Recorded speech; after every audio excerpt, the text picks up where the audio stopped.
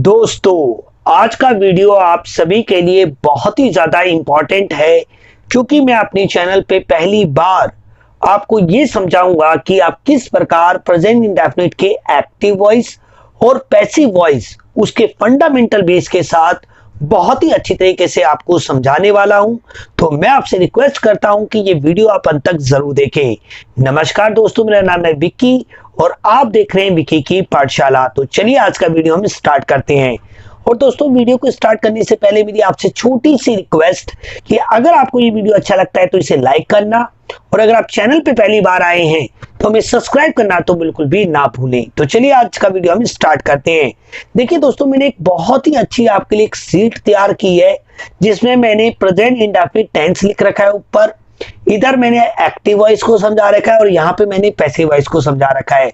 और दोस्तों, मैंने फिर आपके लिए एक और शीट तैयार की जिसमें मैंने आपके लिए और भी कुछ सारे एग्जाम्पल लेके आया हूं। ये सभी चीजों को अगर आप बहुत अच्छी तरीके से समझना चाह रहे हैं तो बस वीडियो में अंत तक जरूर बने रहे। ये मैं आपसे बार बार कह रहा हूं क्योंकि ये वीडियो आपको एक्टिव और पैसिव के बेसिक कॉन्सेप्ट को भी सिखा देगा और आपके सारे डाउट को क्लियर कर देगा, क्योंकि मैं यहाँ पे बिल्कुल जीरो से आपको बताऊंगा। तो चलिए अब वीडियो स्टार्ट करते हैं। और सबसे पहले हम बात करते हैं कि एक्टिव वॉइस क्या होता है और पैसिव वॉइस क्या होता है। इससे पिछला वीडियो में मैंने एक्टिव और पैसिव के बेसिक कॉन्सेप्ट को बताया था, जिसमें मैंने खासकर पैसिव वॉइस के बेसिक कॉन्सेप्ट को समझाया था। अगर आपने वो वीडियो नहीं देखा है तो आई बटन पे और डिस्क्रिप्शन में दोनों जगह आपको लिंक मिल जाएगा, अब जाके देख सकते हैं। उसके बाद इस वीडियो को देखेंगे तो आपको बहुत ज्यादा समझ में आएगा। तो देखिए, सबसे मेन चीज दोस्तों क्या है कि एक्टिव वॉइस और पैसिव वॉइस दोनों में वॉइस वर्ड जुड़ा हुआ है। क्या जुड़ा हुआ है? वॉइस। तो मैं आपको पहले यह समझाना चाहता हूं कि आखिर ये वॉइस होता क्या है, क्योंकि तभी आपको ये मतलब कॉन्सेप्ट समझ में आएगा। वॉइस को हम बोलते हैं वाच्य। वाच्य मतलब बात करना, आप ऐसा कह सकते हैं। किसी भी बात को कहने के दो तरीके हो सकते हैं। जैसे एग्जांपल, मैं अगर कहूं कि मैं वीडियो बनाता हूं, पहला तरीका तो ये है। दूसरा तरीका ये हो सकता है कि मेरे द्वारा वीडियो बनाया जाता है। जैसे एक और एग्जांपल कहूं, तुम नौकरी करते हो या तुम्हारे द्वारा नौकरी की जाती है। यानी किसी भी बात को कहने के तरीके को हम वॉइस कहते हैं। और मुख्य तौर से वॉइस दो प्रकार की होती है दोस्तों। एक होती है एक्टिव वॉइस और एक होती है पैसिव वॉइस। मैंने आपको बताया था कि एक्टिव वॉइस में जो सब्जेक्ट होता है, यानी जो कर्ता होता है, वो मेन होता है, क्योंकि जो वर्ब होती है ना दोस्तों, वो सब्जेक्ट के अकॉर्डिंग ही इंप्लीमेंट की जाती है, यानी लगाई जाती है। जबकि पैसिव वॉइस में ऑब्जेक्ट मेन होता है, क्योंकि जो वर्ब है वो टोटली किस पे डिपेंड करती है? ऑब्जेक्ट पे डिपेंड करती है। तो मैंने आपको बताया एक बहुत ही सिंपल सी बात कि वॉइस का मतलब होता है किसी भी बात को कहने का तरीका। जैसे एक और एग्जांपल दूं, मैं दिवाली मनाता हूं, पहला तरीका ये। इसमें मैंने किसको इंपॉर्टेंस दी? मुझको दी, यानी अपने आप को। ये एक्टिव वॉइस है। दिवाली मेरे द्वारा मनाई जाती है, मैंने किसको इंपॉर्टेंस दी? दिवाली को दी। तो वो क्या है दोस्तों? Passive voice. तो आपको समझ में आ गया होगा कि जब कर्ता हमारा मेन होता है, सब्जेक्ट मेन होता है, तो वो एक्टिव होता है, और जब ऑब्जेक्ट मेन होता है तो वो पैसिव वॉइस होता है। अब आपको उसे समझने में कोई भी दिक्कत नहीं होगी। अब देखिए, मैं आपको ये समझाना चाहता हूं कि प्रेजेंट इंडेफिनिट टेंस जो है वो बहुत ही इंपॉर्टेंट है, क्योंकि अगर आपको एक बार प्रेजेंट इंडेफिनिट आ गया तो फिर मान लीजिए प्रेजेंट कॉन्टिन्यूअस हो या प्रेजेंट परफेक्ट हो, सारे आ जाएंगे आपको। ये आप में से दावे से मैं आपको लिखित में दे सकता हूं।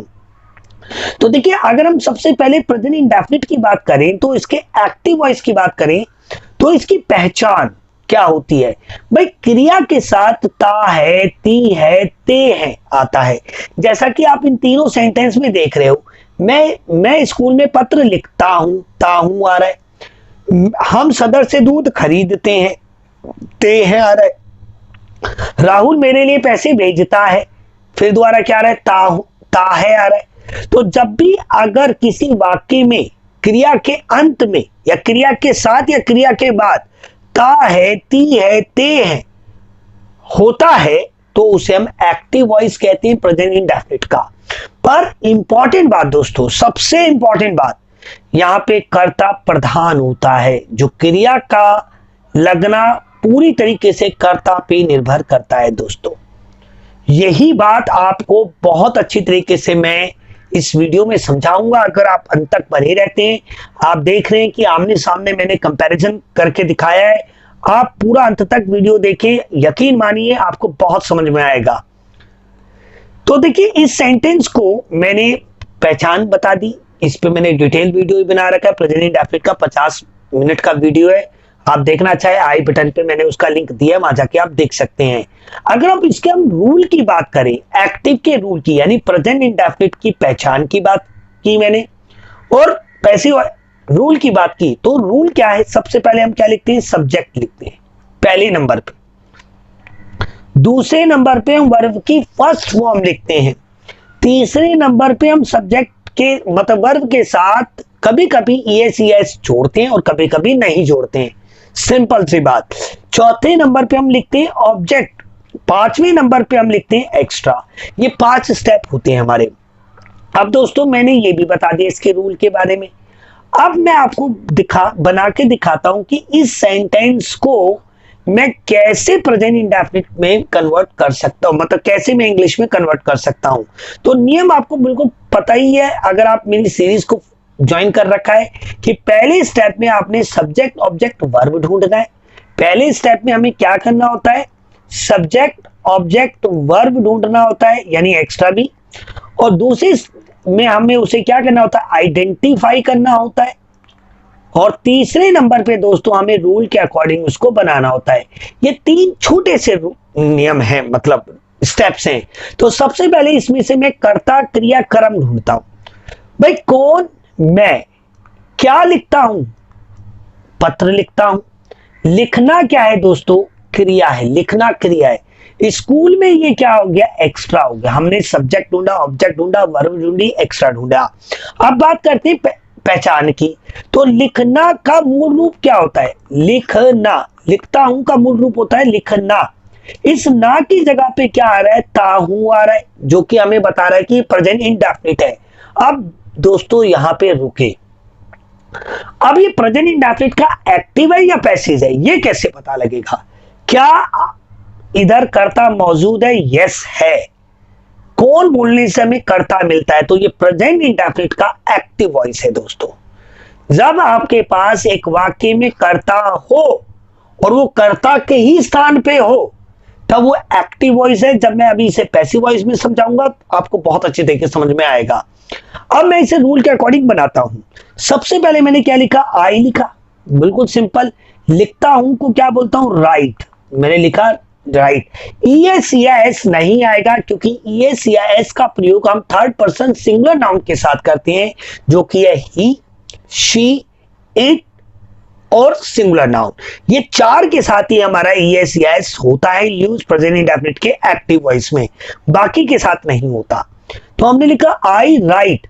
पत्र क्या है? नाउन है, और नाउन में कौन सा? Common noun. और कॉमन नाउन में सिंगुलर और प्लूरल दोनों होते हैं। तो यहाँ पे संख्या नहीं बता रखी, तो ए लेटर आएगा दोस्तों। क्या आएगा? ए लेटर, क्योंकि वो काउंटेबल है तो इसलिए हम ए लगा सकते हैं। आई राइट ए लेटर। अब स्कूल में, इस में के लिए क्या आएगा? एट आएगा। और स्कूल के लिए क्या आएगा? स्कूल ही आएगा। तो आपका सेंटेंस बन गया I write a letter. I write a letter at school, आपने बना दिया।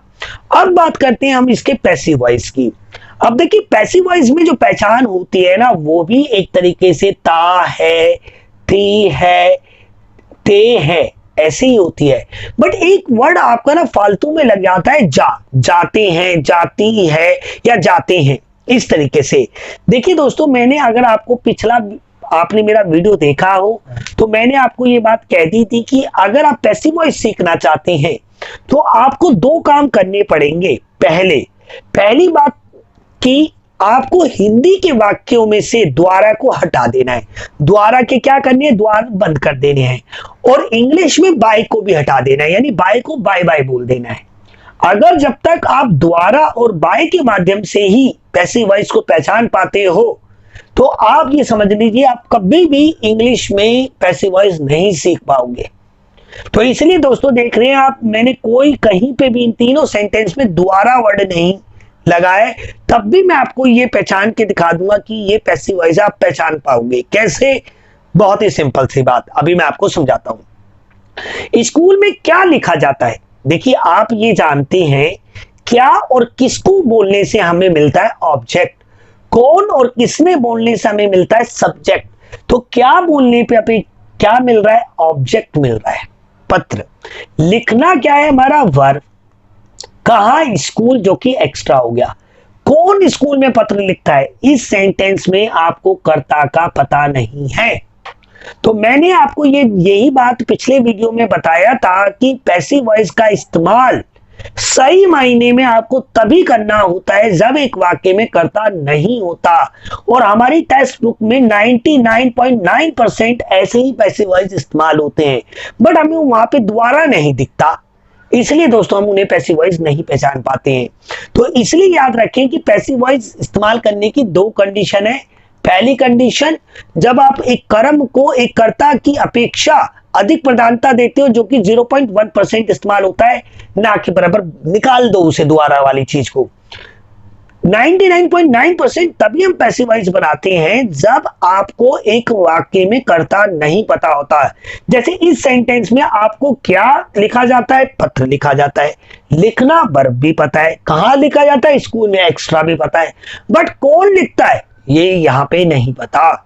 तो इंपॉर्टेंट बात दोस्तों, अब हमने सब्जेक्ट ऑब्जेक्ट वर्ब तो ढूंढ लिया, सब्जेक्ट हमें नहीं मिला।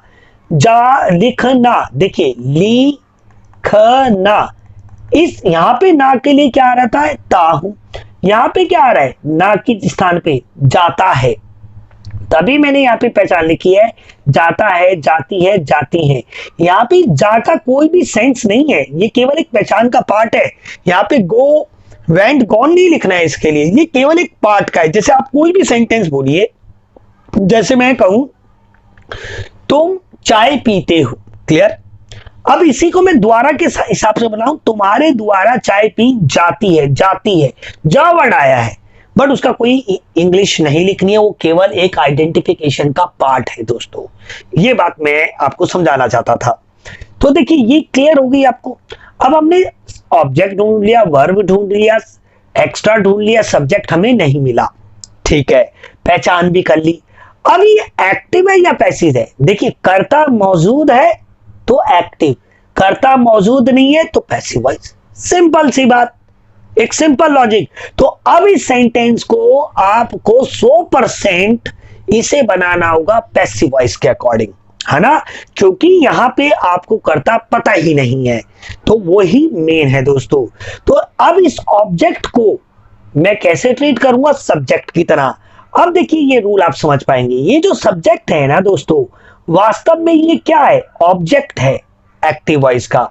फिर इसके बाद क्या आता है? इज एम आर आता है दोस्तों, जो कि हमारी प्रेजेंट कंटीन्यूअस के एक्टिव वॉइस की 3 हेल्पिंग वर्ब है। फिर दोस्तों आप ये बात तो जानते हैं कि वर्ब की थर्ड फॉर्म पैसिव वॉइस, मतलब ही क्या होता है? वर्ब की थर्ड फॉर्म। पैसिव वॉइस में केवल और केवल वर्ब की फर्स्ट फॉर्म का और थर्ड फॉर्म का इस्तेमाल होता है। We are not able to use first, second और ING form in case of passive voice. We have to apply only third form of the verb, सिर्फ थर्ड फॉर्म को ही हमें लगाना होता है। फिर इसके बाद दोस्तों हमें क्या लिखना होता है? बाय, जो कि एक प्रेपोजिशन है, और फिर हमें ऑब्जेक्ट लिखना होता है जो कि एक्चुअल में सब्जेक्ट होता है। ये दोस्तों मैं बाय को बाय बाय बोल देता हूं, मैं ओरल आपको बना दूंगा बट मैं लिखूंगा नहीं, क्योंकि बाय के माध्यम, बाय को बाय बाय बोल दीजिए अगर आप पैसिव वॉइस सीखना चाहते हैं तो देखिए मैं अब क्या करूंगा, इस ऑब्जेक्ट को ही कैसे ट्रीट करूंगा? सब्जेक्ट की तरह। तो मैं क्या लिखूंगा? A letter. मैंने क्या लिखा? A letter, simple. अब a letter is a singular noun, तो सिंगुलर नाउन के साथ क्या आएगा? इज आएगा। अगर लेटर्स होता तो क्या आता? आर। तो ए लेटर इज, क्लियर, हमने लिखा ए लेटर इज। फिर वर्ब की थर्ड फॉर्म, लिखने की थर्ड फॉर्म क्या होती है? रिटन। क्या होती है दोस्तों? रिटन होती है। A letter is written by me. क्या दोस्तों? बाय मी। आई का क्या हो जाएगा, मी हो जाएगा। सिंपल, क्योंकि वो ऑब्जेक्ट है। बट मैं बाय मी नहीं लिखता हूं क्योंकि मैंने बाय को बाय बाय बोल रखा है। तो ए लेटर इज रिटन। तो देखा दोस्तों आपने कि पैसिव वॉइस समझना कितना इजी है। आज तक आपको क्यों नहीं समझ में आया, क्योंकि आप हमेशा दोबारा को ही लेके चलते थे। आपको एक ही कॉन्सेप्ट समझाया गया था, बट मैं आपको दोबारा ये बात समझा रहा हूं। पैसिव वॉइस सीखना है तो आपको पैसिव वॉइस सीखने के लिए दोस्तों द्वारा के द्वार बंद करने और बाय को बाय बाय बोलना है, तभी आप पैसिव वॉइस सीख पाएंगे। अब देखिए मैं इन दोनों सेंटेंस को बनाऊंगा, आपका कॉन्फिडेंस लेवल और बढ़ेगा और आप और भी अच्छी तरीके से इस बात को समझ पाएंगे। इस सेंटेंस को मुझे बनाना है, ठीक है। तो सबसे पहले मुझे क्या करना होता है, सब्जेक्ट ढूंढना होता है। कौन, हम। क्या, दूध। खरीदना, वर्ब। कहां से, सदर से, ये तो हो गया एक्स्ट्रा। खरीदना की जगह पे क्या आ रहा है, ते है। अब ये ते है आ रहा है, अब ये एक्टिव है या पैसिव है, कर्ता मौजूद है ना तो एक्टिव, कर्ता मौजूद नहीं है ना तो पैसिव वॉइस। अगर इधर देखें तो क्या खरीदा जाता है, दूध खरीदा जाता है। खरीदना क्या है, वर्ब है।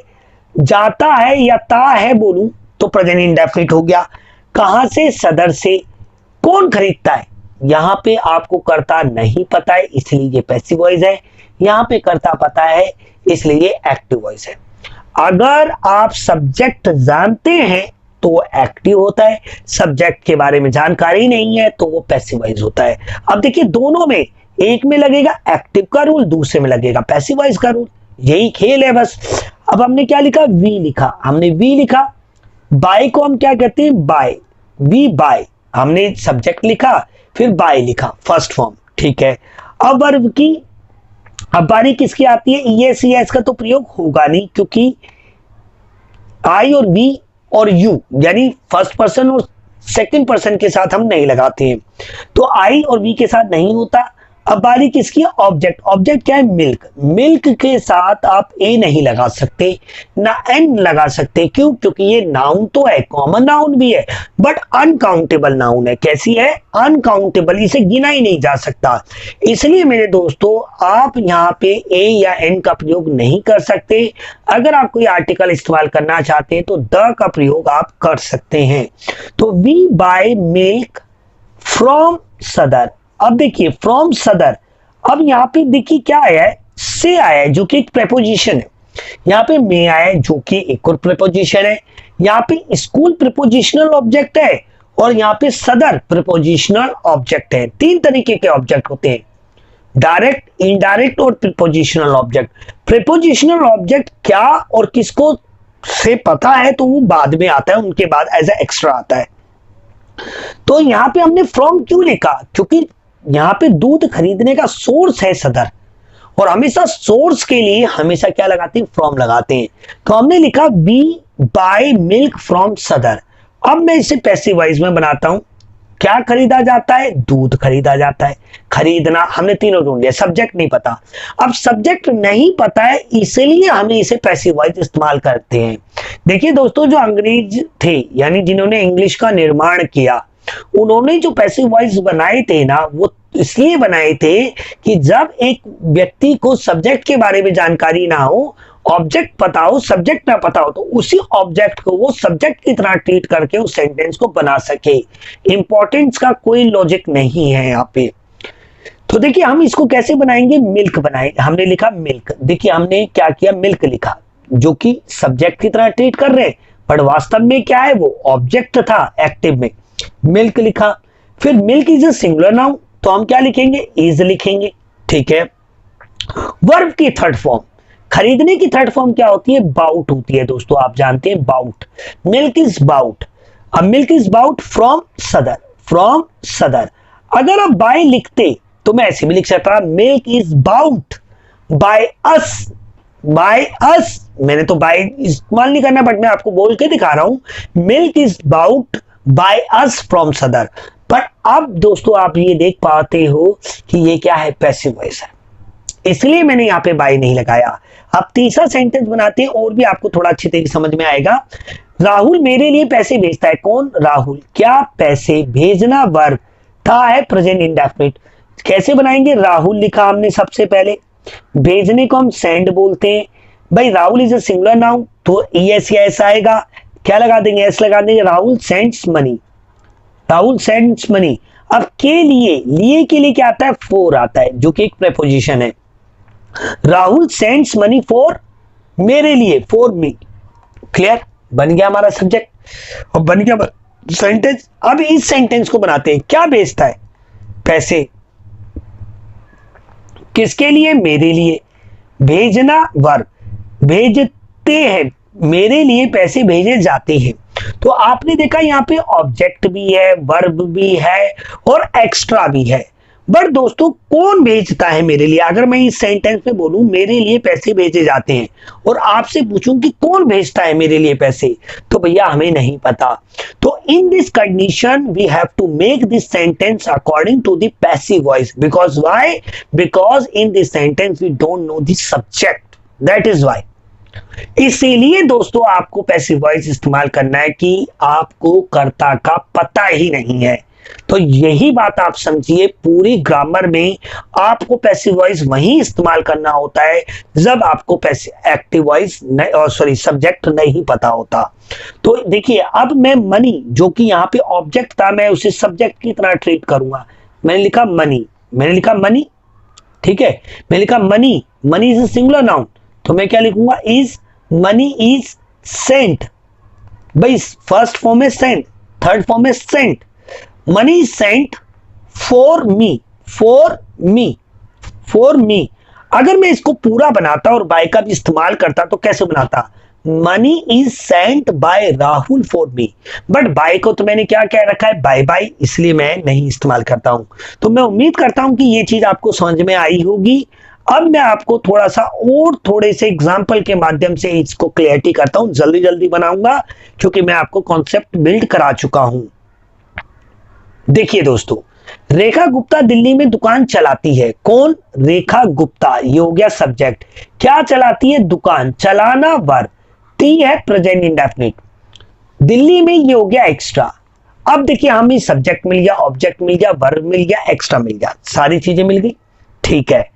अब मुझे एक बात बताइए, कौन यहां पे सब्जेक्ट है ना, सब्जेक्ट का पता है ना, तभी ये क्या है, एक्टिव वॉइस।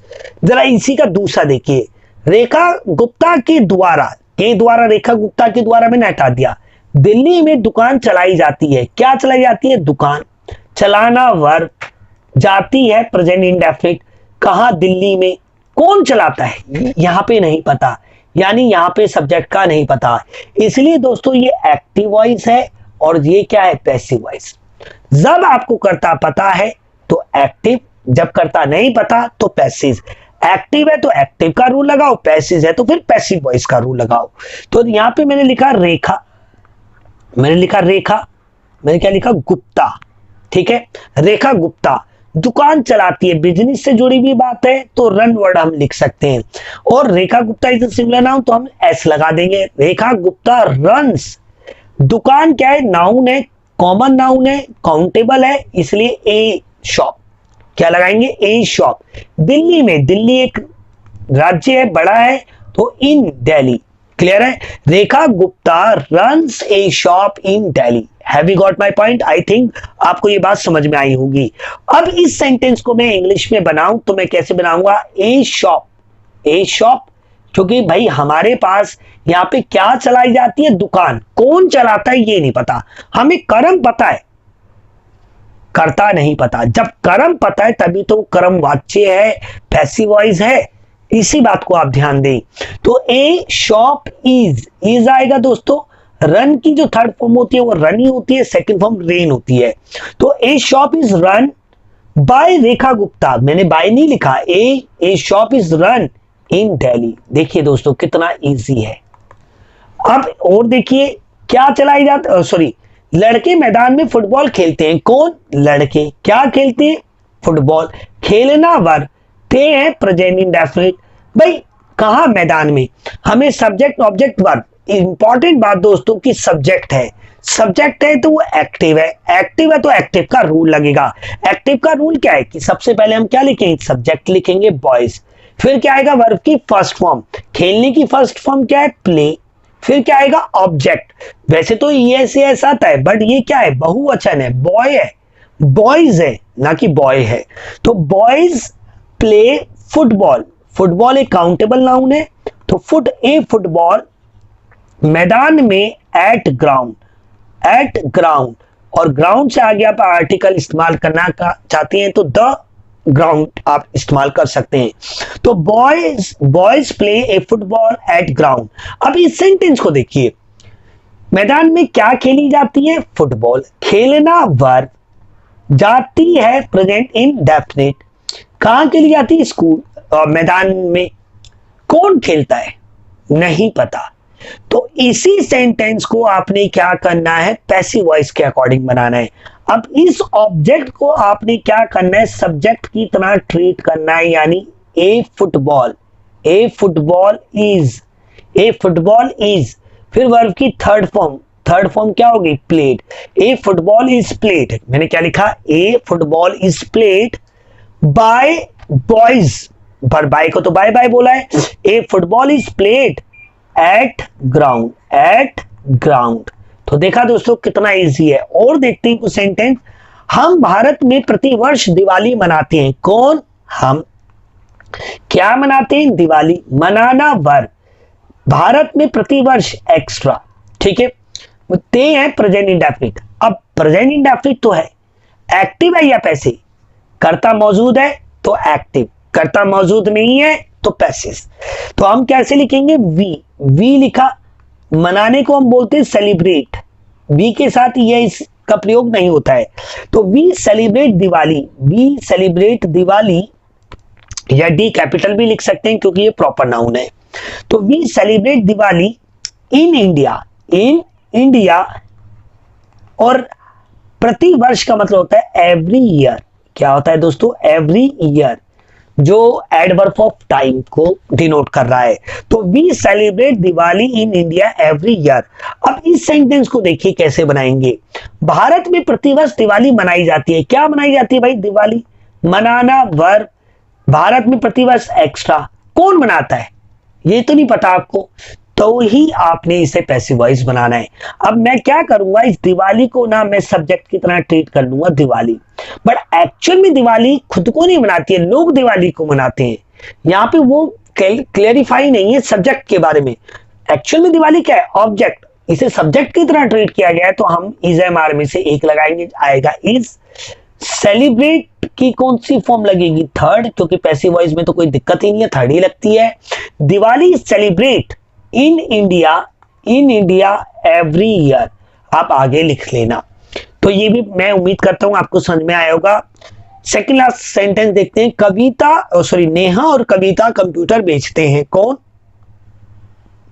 नेहा और कविता क्या बेचते हैं, कंप्यूटर, बेचना वर्ब, ते हैं प्रेजेंट इंडेफिनिट। सबसे पहले हमने लिखा नेहा, हमने लिखा नेहा एंड कविता, मैंने लिखा नेहा एंड कविता। कंप्यूटर बेचते हैं तो क्या लगाऊंगा, सेल लगाऊंगा, क्लियर है। क्यों, अगर या तो नेहा होता तो सिंगुलर होता, कविता होता तो सिंगुलर होता, बट ये द्विवचन है, एक से ज्यादा के साथ यस एस नहीं आएगा और एक के साथ हमेशा आएगा। तो Neha and Kavita sell computer, computers, क्योंकि दोस्तों कंप्यूटर की दुकान पे एक ही कंप्यूटर तो बेचेंगे नहीं, एक से ज्यादा बेचेंगे, तभी मैंने यहाँ पे कंप्यूटर्स लिखा है। अब देखिए क्या बेचे जाते हैं, कंप्यूटर, बेचना वर्ब, ते है प्रेजेंट इंडेफिनिट। एक्टिव है या पैसिव है भाई, पैसिव, कौन बेचता है, यहाँ इस सेंटेंस में ये चीज हमें नहीं पता, तो इस सेंटेंस को हमें पैसिव वॉइस के अकॉर्डिंग बनाना है। कैसे, कंप्यूटर, मैंने लिखा कंप्यूटर, कंप्यूटर्स, फिर इज एम आर में से क्या आएगा, आर आएगा इस बार, क्योंकि ये बहुवचन है। कंप्यूटर्स आर सोल्ड, वर्ब की third form, computers are sold, बिल्कुल खत्म दोस्तों। अगर बाय का इस्तेमाल करना चाहते तो आप ऐसे लिखते हैं, computers are sold by Neha and Kavita. Last sentence दोस्तों, मेरे पापा घर में टीवी देखते हैं, कौन, मेरे पापा, क्या, टीवी, देखना वर्ब, ते हैं प्रेजेंट इंडेफिनिट। भाई कैसे बनाएंगे, माय डैड, हमने लिखा माय डैड, फिर वर्ब की फर्स्ट फॉर्म जो आएगा watch. My dad is a singular noun, मेरे एक पापा है और आपके भी मैं उम्मीद करता हूं एक ही होंगे, तो ऐसे लगा देना। तो my dad watch A TV, my dad is watch A TV घर में, एट होम क्योंकि छोटा जगह है, एट होम। अब इसे अगर हमें पैसिव वॉइस के तरीके बनाना है, क्या देखते हैं, टीवी, देखना वर्ब, जाता है प्रेजेंट इंडेफिनिट, कहां, घर में, कौन देखता है भाई, यही नहीं पता, तो हम क्या लिखेंगे, ए टीवी। हमने क्या लिखा, ए टीवी इज वॉच्ड, मैंने क्या लिखा, ए टीवी इज वॉच्ड। कितना सिंपल है दोस्तों। तो मैं उम्मीद करता हूं कि आपको ये वीडियो जरूर पसंद आया होगा। अगर आपको ये वीडियो अच्छा लगा तो प्लीज इस वीडियो को लाइक करके जाएं और हमारे इस वीडियो को ज्यादा से ज्यादा शेयर करें ताकि और भी विद्यार्थी इसे समझ पाएं और सबका भला हो सके। दोस्तों मिलते हैं अगली वीडियो में। जय हिंद, जय भारत।